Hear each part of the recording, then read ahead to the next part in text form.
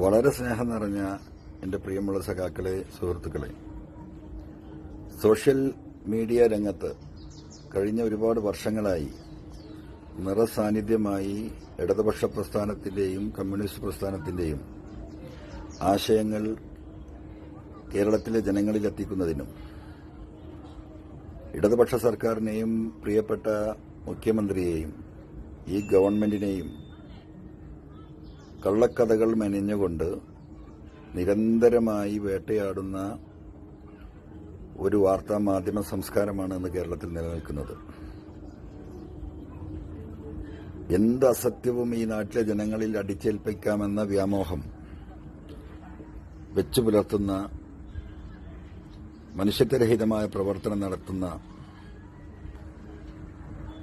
പത്രമാധ്യമ സംസ്കാരമാണ് ഇന്ന് കേരളത്തിൽ നമ്മൾ കണ്ടുകൊണ്ടിരിക്കുന്നത്. ലോകത്ത് എവിടെയും ഇല്ലാത്തൊരു സംസ്കാരമാണിത്. കഴിഞ്ഞ 4.5 വർഷമായി എണ്ണിയാൽ തീരാത്ത ഈ നാട്ടിലെ സാധാരണക്കാരും ഇടത്തരക്കാരുമായ ജനങ്ങൾക്ക് സമാശ്വാസം നൽകിയ ഒരു സർക്കാരിനെ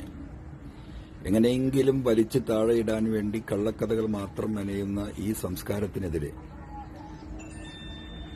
ഈ വാർത്തകളിൽ വരുന്ന വാർത്തയുടെ ഉള്ളടക്കത്തിന്റെ അസത്യങ്ങൾ എന്താണ് എന്ന് ഈ നാട്ടിലെ സാധാരണക്കാരായ ജനങ്ങളിലേക്ക് എത്തിക്കാൻ അങ്ങേയറ്റം കഠിന പരിശ്രമം നടത്തിയ സോഷ്യൽ മീഡിയ പ്രവർത്തനത്തിന് നേതൃത്വം നൽകിയവരാണ് പോരാളി ഷാജിയുമായി ബന്ധപ്പെട്ട് പ്രവർത്തിക്കുന്ന എല്ലാ സഖാക്കളും. തീർച്ചയായും കേരളത്തിലെ ഒരു ഇടതുപക്ഷക്കാരനെ സംബന്ധിച്ച്, ഒരു കമ്മ്യൂണിസ്റ്റുകാരനെ സംബന്ധിച്ച്, ഒരു മതേതരവാദിയെ സംബന്ധിച്ച് ഈ നാടിന്റെ യാഥാർത്ഥ്യം അറിയണമെന്ന് ആഗ്രഹിക്കുന്ന നാട്ടിലെ സാധാരണക്കാരായ ജനങ്ങൾക്ക് പോലും ഒരു വാർത്ത വരുമ്പോൾ അതിന്റെ നിജസ്ഥിതി അറിയാൻ പോരാളി ഷാജിയിലെ പ്രതികരണം എന്താണ് എന്ന് അന്വേഷിക്കുന്ന ഒരു ഘട്ടത്തിലേക്ക് കേരളത്തിന്റെ സാമൂഹ്യ രംഗത്തെ എത്തിക്കാൻ സാധിച്ച പോരാളി ഷാജിയിലെ മുഴുവൻ സഖാക്കൾക്കും, അതിലുമായി ബന്ധപ്പെട്ട് വാർത്തകൾ നൽകുകയും നാടുമായി ബന്ധപ്പെട്ട തങ്ങളുടേതായ കാഴ്ചപ്പാടുകൾ പങ്കുവെക്കുകയും ചെയ്ത മുഴുവൻ മനുഷ്യസ്നേഹികളായ നന്മയുള്ള നല്ല മനുഷ്യർക്കും